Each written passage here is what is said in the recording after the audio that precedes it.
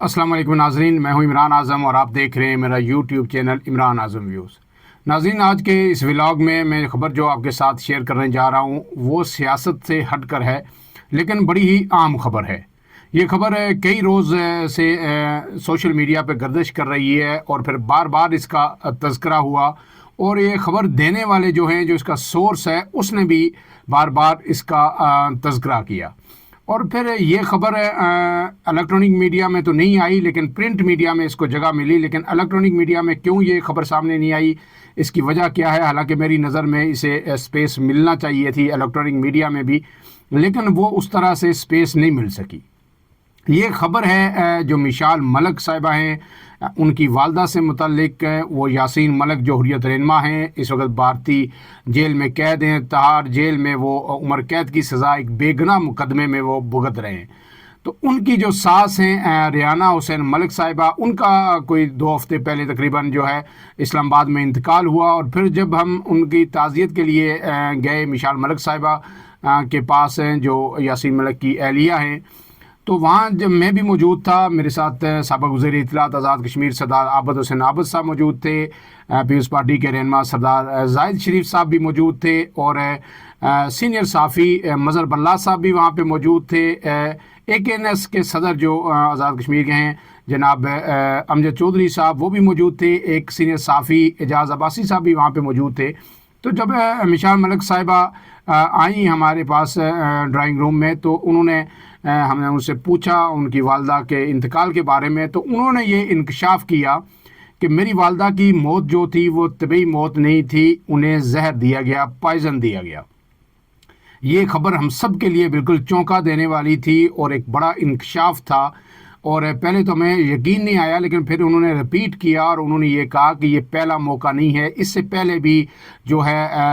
ہمیں پوری فیملی کو جو ہے پوائزن دینے کی کوشش کی گئی، ایک دفعہ ہمیں دیا گیا اور اس بار بھی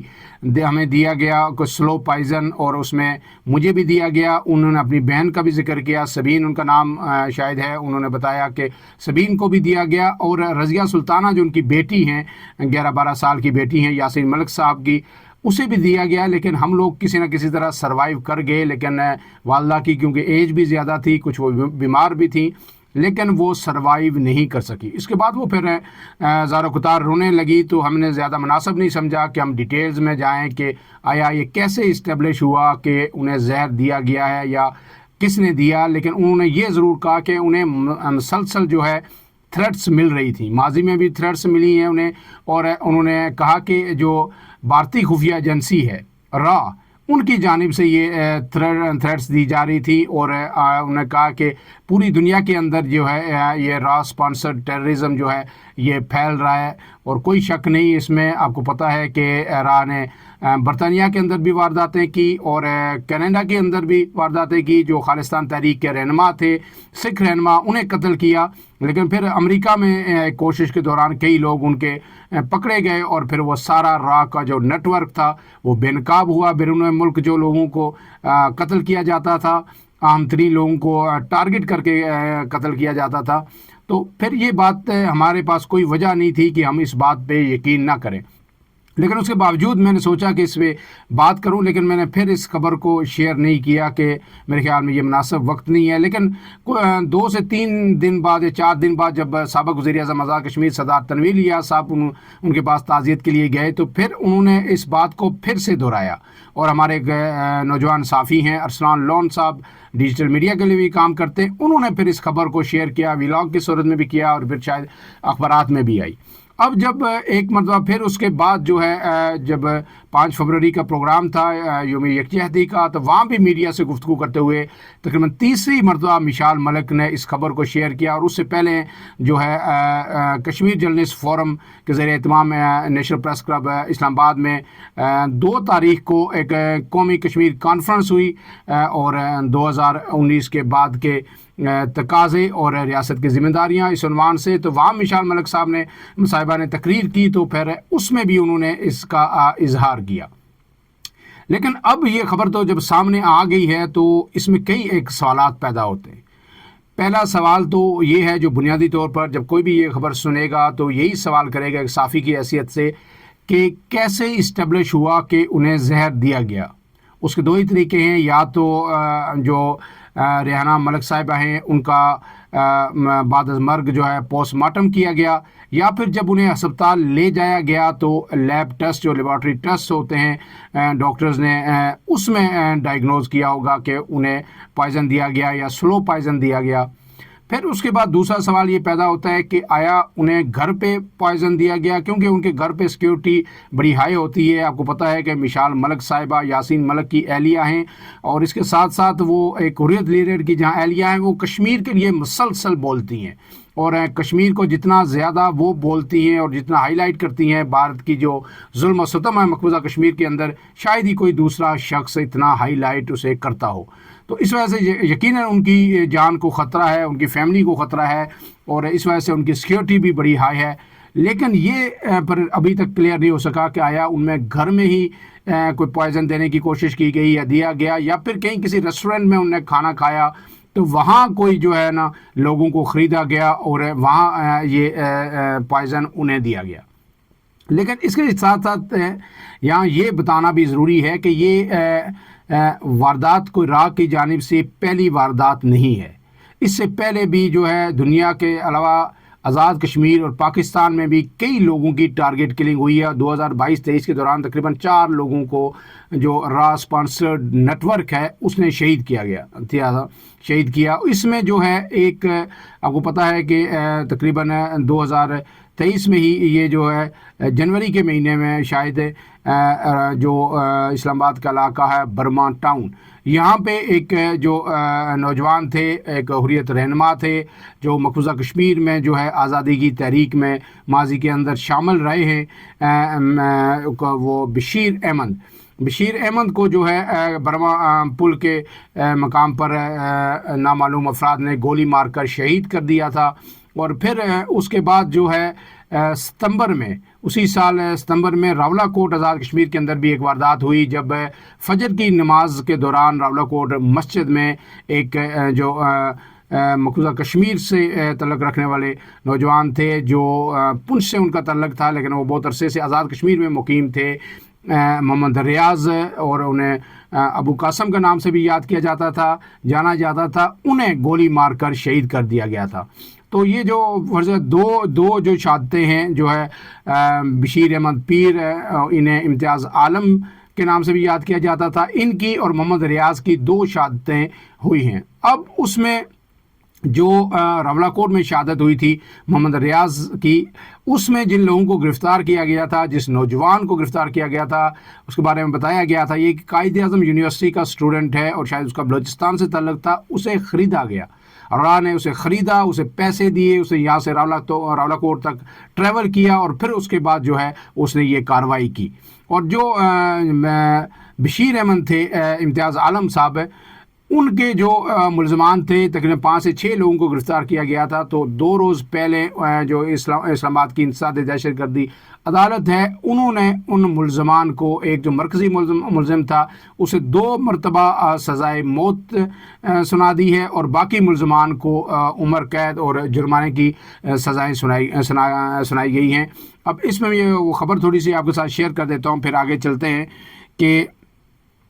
اسلام آباد کی انسداد دہشت گردی کی عدالت نے سابق کشمیری کمانڈر بشیر احمد کو قتل کرنے والے مرکزی مجرم شاہزیب عرف زیبی کو 2 مرتبہ سزائے موت سنا دی۔ کیس کی سماعت انسداد دہشت گردی عدالت کے جج طاہر عباس سپرا نے کی۔ دیگر دفعات میں 5 ملزمان کو مجموعی طور پر 40 سال 9 ماہ کی قید سنائی گئی ہے، اور پروسیکیوٹر جو راجہ نوید تھے ان کا کہنا تھا کہ مرکزی ملزم جو شاہزیب ہے یہ اور معیز احمد اور فیضان کیانی دہشت گردی کے لیے راہ سے فنڈنگ لیتے تھے، اور تینوں ملزمان کے خلاف فنڈنگ لینے کے دستاویزی ٹھوس شواہد بھی موجود ہیں۔ اس کے علاوہ جو ملزمان تھے مہران یونس، نعمان ستار اور ارسلان واجد کو 35 سال 9 ماہ قید کا حکم سنایا گیا ہے۔ اب جب یہ 2 واقعات اسٹیبلش بھی ہیں تو کوئی وجہ نہیں ہے کہ ہم مشال ملک صاحبہ کی جو گفتگو ہے اس کو جو اس کو کہتے ہیں تسلیم نہ کریں، لیکن اس کے ساتھ کئی سوالات بھی پیدا ہوتے ہیں۔ اس میں اہم بات یہ ہے کہ مشال ملک صاحبہ نے جب یہ بات شیئر کی ہے میڈیا کے ساتھ تو ڈیفینیٹلی اس سے پہلے इंटेलिजेंस एजेंसी जो हैं उन्हें भी उन्हें बताया होगा, उनके साथ उन्हें गुफ्तगू की होगी और उसके बाद जो है उन्होंने ये खबर शेयर की है। तो बिलाशुबा ये शेयर होनी चाहिए और भारत की जो खुफिया एजेंसीज़ हैं, जो उनका नेटवर्क है, उसे पूरी दुनिया के अंदर बेनकाब होना चाहिए कि किस तरह बेगुनाह लोगों को जो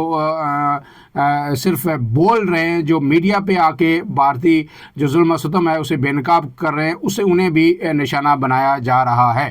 लेकिन इसके बाद एक और सवाल आखिरी भी पैदा होता है, वो ये है कि अगर मिसाल मलिक साहिबा का घर, उनकी फैमिली जो इतनी हाई सिक्योरिटी है और यासीन मलिक की एहलिया हैं और फिर इतना अहम काज पे वो काम कर रही हैं, अगर उन तक पेनिट्रेशन है राह की, इतनी आसानी से लोग उन तक पहुंच गए, उन्हें पॉइजन दे दिया गया, तो फिर इसका मतलब है कि जो बाकी हुर्रियत रहनुमा यहाँ पे मौजूद हैं उनकी ज़िंदगी को भी संगीन खतरात ला के, मेरी इतला के मुताबिक जो है पहले ही जब ये माजी में वाक़यात 2022-23 में हुए थे, तो उसके बाद बेशुमार हुर्रियत रहनुमा जो यहाँ पे मौजूद हैं या वो लोग जो मकबूजा कश्मीर से यहाँ पे आए हैं और एक पुरअमन ज़िंदगी वो गुजार रहे हैं, उनकी जो मूवमेंट को भी बड़ी हद तक रिस्ट्रिक्ट कर दिया गया है। कुछ लोग हुर्रियत रहनुमा ऐसे थे जो उन्हें यहाँ तक भी कहा गया कि सुबह और शाम के औकात में जो वॉक है आप उससे भी इज्तनाब करें। लेकिन ये मेरे ख्याल में हल नहीं है। हल ये है कि इन लोगों को, तमाम लोगों को फुल प्रूफ सिक्योरिटी दी जानी चाहिए और फिर इसके साथ साथ ऐसे जो नेटवर्क हैं जो राह के, उन्हें हर सूरत मुकम्मल तौर पर उनकी जो है बेखनी होनी चाहिए और उन्हें मुकम्मल तौर पर एक्सपोज करके उन्हें करार वाकई सज़ाएं देनी चाहिए, जिस तरह ये लोगों को स्पीडी ट्रायल के ज़रिए इन लोगों को सज़ाएं दी गई, ताकि फिर जो राह के, आपको पता है कि वारदात यही है कि वो लोगों को, हमारे अंदर से लोगों को ख़रीदते हैं, उन्हें लालच देते हैं, तरगीब देते हैं और फिर उन्हें ख़रीदते हैं, ताकि लोगों को एक खौफ पैदा हो और लोगों को ये पता हो कि अगर हम ऐसे किसी जुर्म का इर्तिकाब करेंगे तो फिर हम बच नहीं सकेंगे। ऐसे में हम सबको जो है ये दुआ भी करनी चाहिए कि जो लोग यहाँ पे तहरीक आज़ादी की आवाज़ बुलंद कर रहे हैं, मीडिया के माज पर काम कर रहे हैं, उनकी जो है ना सलामती भी हमारे लिए मुकद्दम होनी चाहिए। लेकिन उसके साथ साथ रॉ के ख़िलाफ़ जो है एक भरपूर जो है हमारी सिक्योरिटी एजेंसीज़ की जानिब से एक दिफा होना चाहिए अपने लोगों का, ताकि ऐसी कीमती जानों को बचाया जा सके। क्योंकि जो रेहाना मलिक साहिबा थी, आपको पता है कि वो तमाम जो मीडिया ये था मिसाल मलिक साहिबा का, या जो प्रोग्राम होते थे, हर रोज़ उनके प्रोग्राम होते थे और उसमें सिर्फ एक ही बात होती थी, यकनकाती एजेंडा यही होता था कि कश्मीर भारतीय मज़ालिम,